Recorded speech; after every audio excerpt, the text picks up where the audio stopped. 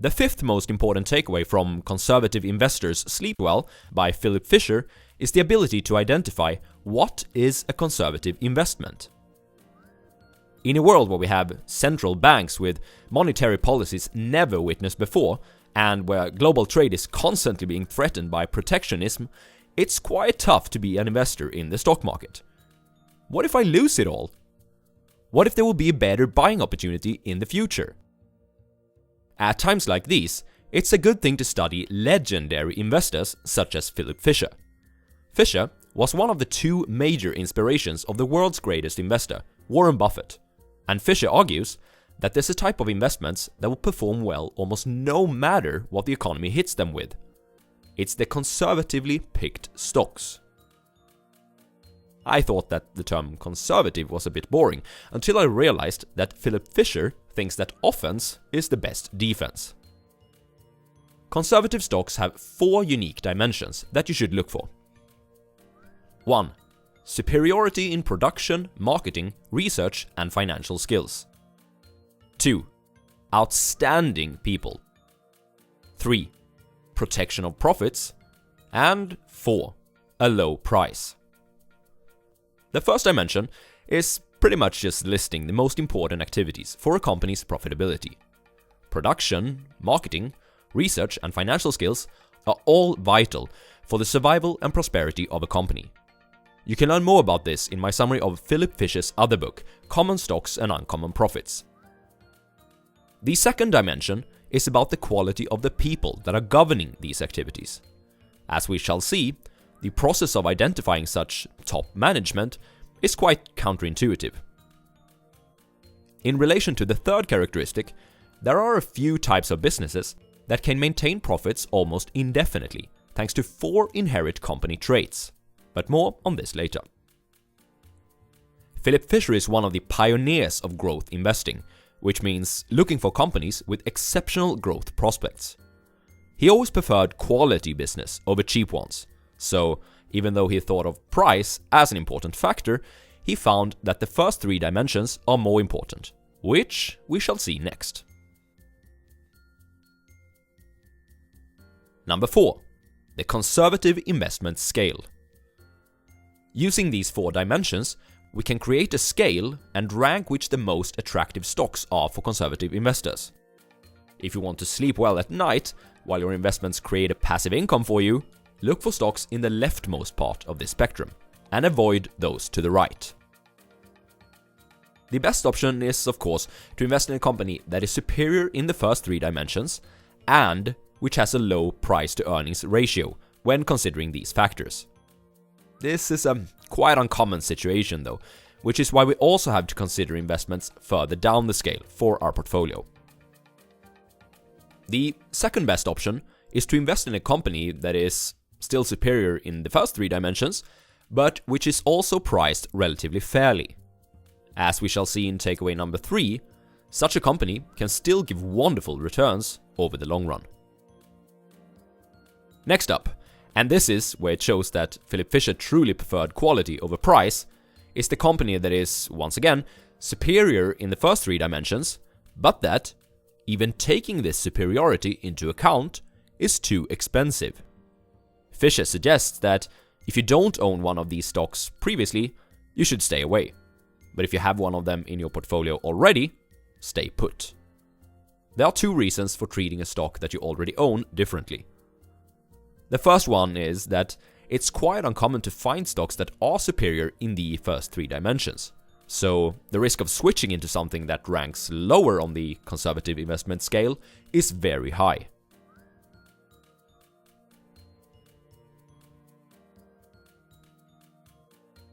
The second reason is due to tax purposes. Next up, which is a stock that Philip Fisher does not suggest for the conservative investor, but that many speculators, i.e. traders, seem to find attractive, is a company that is mediocre in the first 3 dimensions, but that sells at a cheap price. In a fast-moving world, the risk is just too high in this type of companies. Warren Buffett agrees, as he says that it's far better to buy a wonderful company at a fair price than a fair company at a wonderful price. And finally, Probably no surprise here.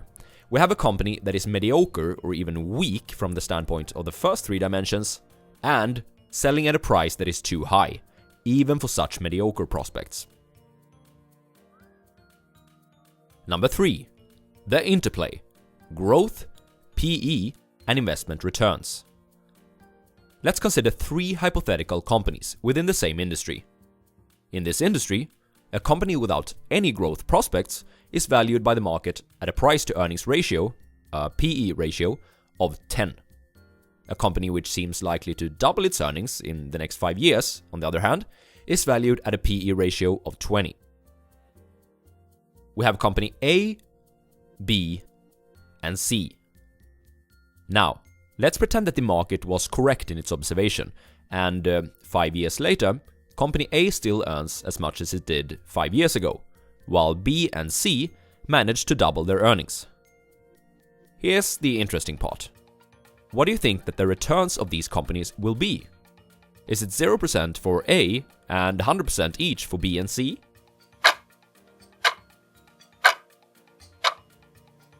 Not necessarily. We must also consider if the valuations of the companies have changed at the end of year 5. Let's pretend that the market still values a no-growth company at PE 10, and one which seems likely to double its earnings in the next 5 years at a PE of 20.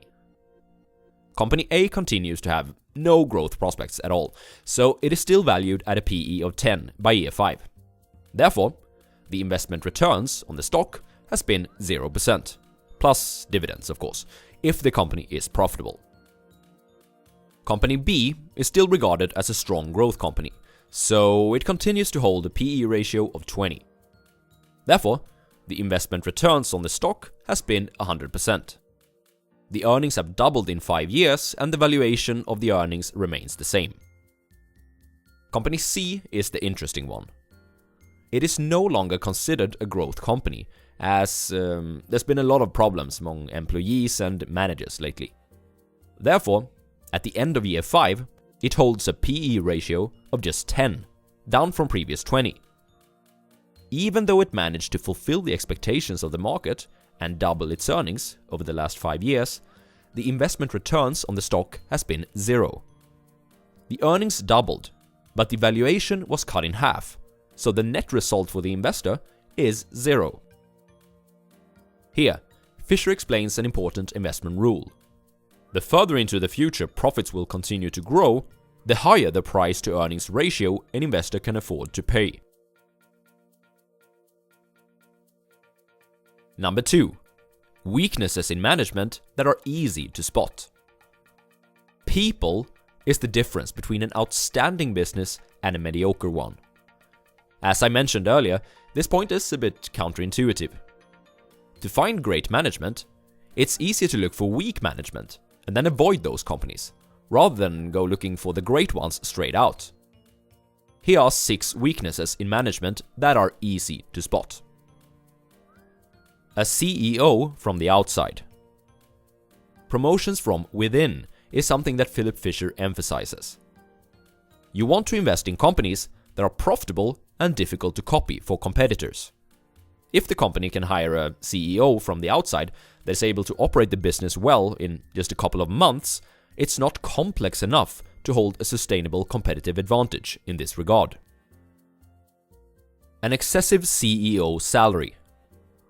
If the CEO earns much more than the second or third man in the company, it is a red flag.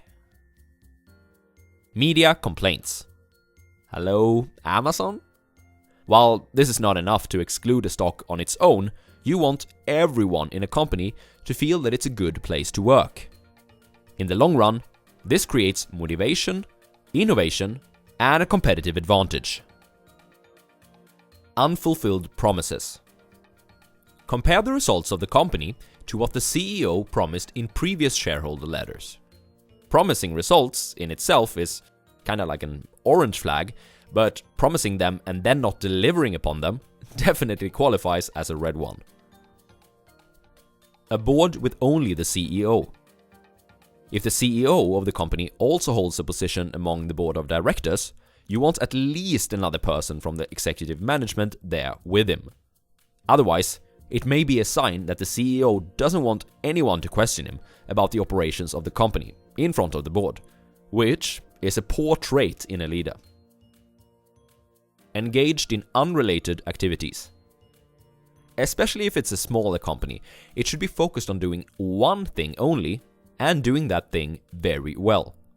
The jack of all trades is the master of none. Number 1. Investment characteristics for indefinite growth. For a company to be able to grow, it needs profits.